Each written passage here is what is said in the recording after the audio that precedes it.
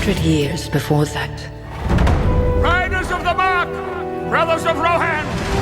there was an older tale. Arise!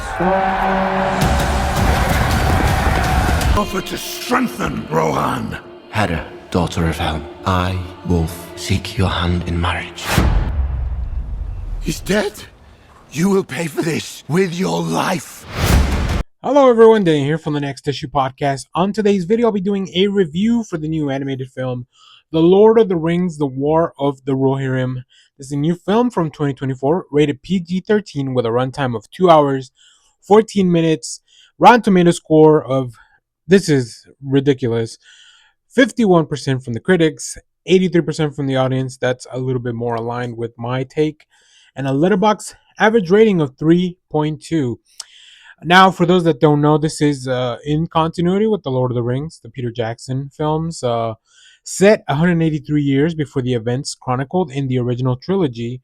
The Lord of the Rings, or The War of the Rohirrim, tells the fate of House Helm Hammerhand, the legendary king of Rohan. A sudden attack by Wolf, a clever and ruthless Dunderling lord seeking vengeance for the death of his father, forces Helm and his people to make a daring last stand in the ancient stronghold of Hornburg, a mighty fortress that will later be known as Helm's Deep. Finding herself in an increasingly desperate situation, Hera, the daughter of Helm, must summon the will to lead the resistance against the deadly enemy intent of their total destruction. There you go. That's your synopsis there. All Lord of the Rings fans probably already knew about this. I'm sure this story is referenced, or this battle is referenced in the films. I actually kind of gonna want to go back and rewatch it. The Battle of Helm's Deep in the trilogy happens in the Two Towers, so I want to go back and rewatch at least that film to see if they've talked about some of the events that happened here. So a lot of this stuff should not be a surprise as far as the plot. But I think what it is a surprise for me is how delightful this movie is.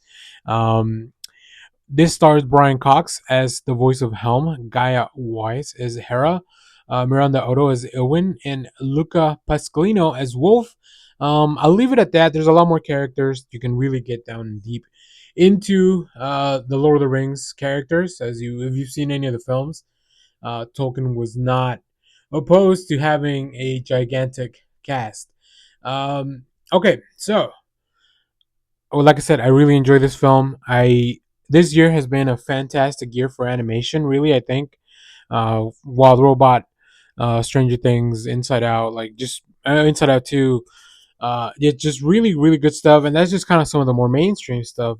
There's some stuff that I really want to dive deep into a little bit more. Hopefully, as we close out the year and begin heading towards Oscar season.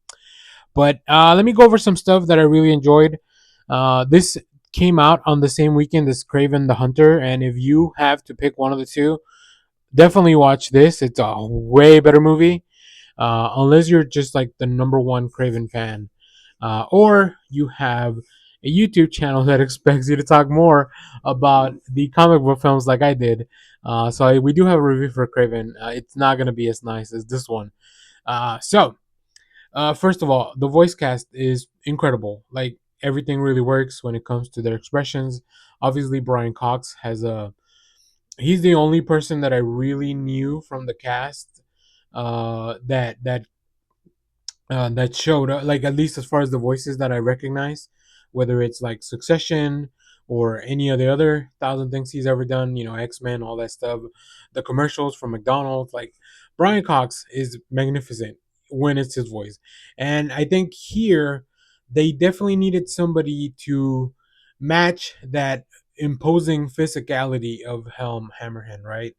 That the king that maybe was too hard-headed, maybe was a little bit too brash, but I think it really works. It really works with the voice here.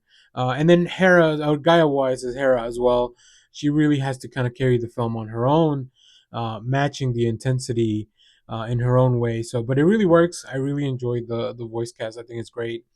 I think another thing that I really took notice of, and I made a few notes right leaving the theater to make sure that I had things that I wanted to highlight. The way the camera moves here, like the way the storyboard is done, it's something super impressive. Like there are some shots from, it's like if you're riding a horse, it's like almost from the point of view of the ground, when they're like going up against these gigantic beasts. Like there's some really interesting composition shots, and that's something that, it's not always super obvious that that's something that you're going to do. I think if you have a chance to explore something, I think animation is a very good way to kind of get things out there. It's definitely something that will allow you the flexibility to get more into some of the stuff that you wouldn't normally be able to get with live action. I think it's very interesting that this film just chooses to do some great sequences. There's a lot of really cool fights. So there's a lot of stuff that I really enjoyed when it came to the animation and just the way that the camera was being used. So yeah, it really works for me.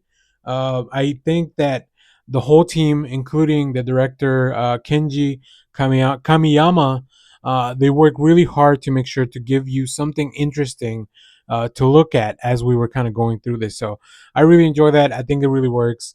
And it looks great. There's beautiful character designs. Character models are really cool.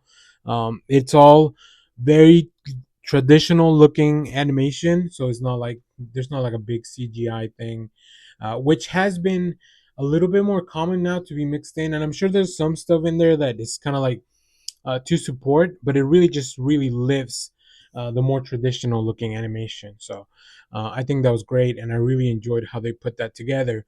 I also believe that the animation gives a chance to see a whole different point of view of this vast world that Tolkien's created. Right, we've seen stuff brought to live action, whether it be the Hobbit films or the original trilogy, or if you're including the TV series, the Rings of Power.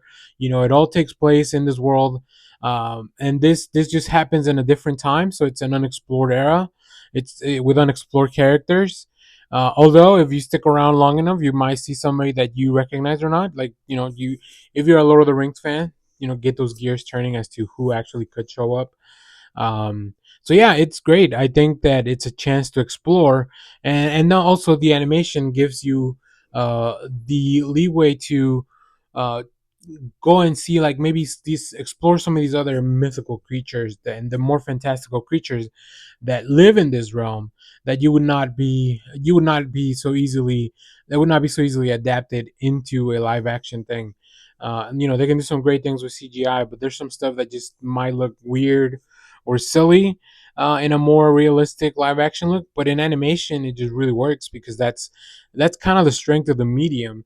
That there's already an ask from the audience to take a leap and say, believe that this is what thing kind of looks like. And then once you set that tone, you can really introduce so many aspects to it. So I really enjoy this film. It's a little bit long, but it really kind of it mostly pays off throughout. There's some really cool sequences. Um, there's some places that the pace slows down a little bit more than I would have liked, but it was never to the, I wouldn't give it a demerit for that overall. I think it's just kind of part of how we have to tell a story. But yeah, I really liked it. I love the animation style. I think it really works, especially if you're somebody that enjoys anime. Like, it really appeals to some of those sensibilities on my end.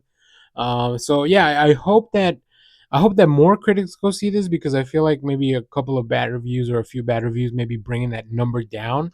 I don't think this film hasn't been as reviewed as other animated projects that are also from mainstream studios.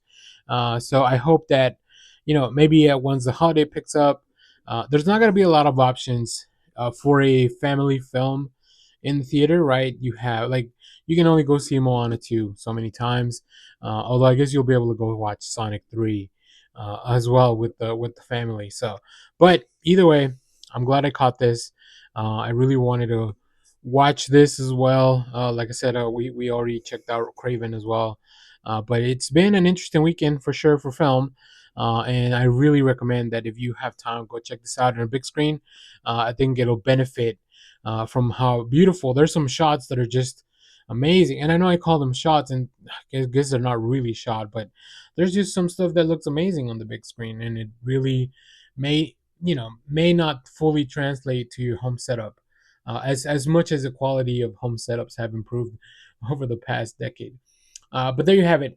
If you've seen this film, let me know what you thought about it down in the comments. Maybe if I do rewatch The Two Towers, I'll do a review for that as well. I don't think we've done any Lord of the Rings stuff other than Rings of Power stuff on the channel. Might be fun to kind of revisit those films. I will have to carve out, I don't know, like a couple of days to do all that stuff. So, as always, thank you for watching, everyone. Remember to share, like, subscribe, hit the bell so you know when we go live. There's most Saturdays, 10 a.m. Central Standard Time. Stay tuned. We have more comic reviews, trailer reactions, TV recaps, all that fun stuff here on the channel. Thanks for watching, everyone. Bye bye.